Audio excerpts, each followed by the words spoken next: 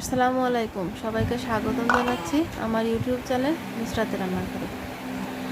আজকে আমি আপনাদের তৈরি করে দেখাবো কাঁচা থানকুনি পাতার বাটা ভর্তা। আর ভর্তাটি তৈরি করার জন্য আমি থানকুনি পাতা আগে থেকে ধুয়ে পরিষ্কার করে নিয়েছি। এবার এর মধ্যে স্বাদ মতো লবণ দিয়ে পাতাগুলো খুব ভালোভাবে বেটে নিতে হবে। আমার ভিডিওগুলো আপনাদের ভালো লাগলে দেখার শুরুতে লাইক দিতে পারেন, শেয়ার করতে পারেন ফ্রেন্ডস এবং ফ্যামিলির সাথে।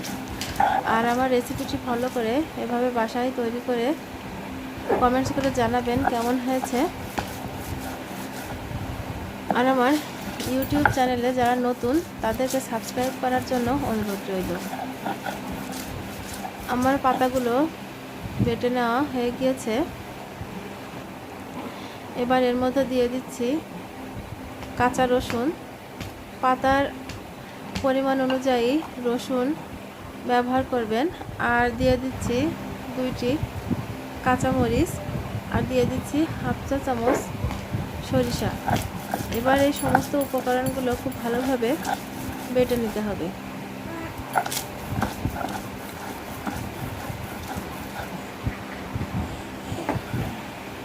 এবারে সবগুলো উপকরণ যাতে একসাথে মিশে যায় তার জন্য আরেকবারও বেটে নেব।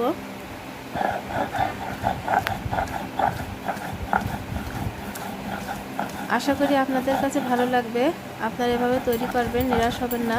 এটি গরম ভাতের সাথে খেতে খুবই ভালো লাগে, আর এটি অনেক স্বাস্থ্যকর। এই গরমে এটি খুবই উপকারী একটি রেসিপি। তৈরি হয়ে গিয়েছে আমার থানকুনি পাতার বাটা ভর্তা। সবাইকে অসংখ্য ধন্যবাদ। আল্লাহ হাফেজ।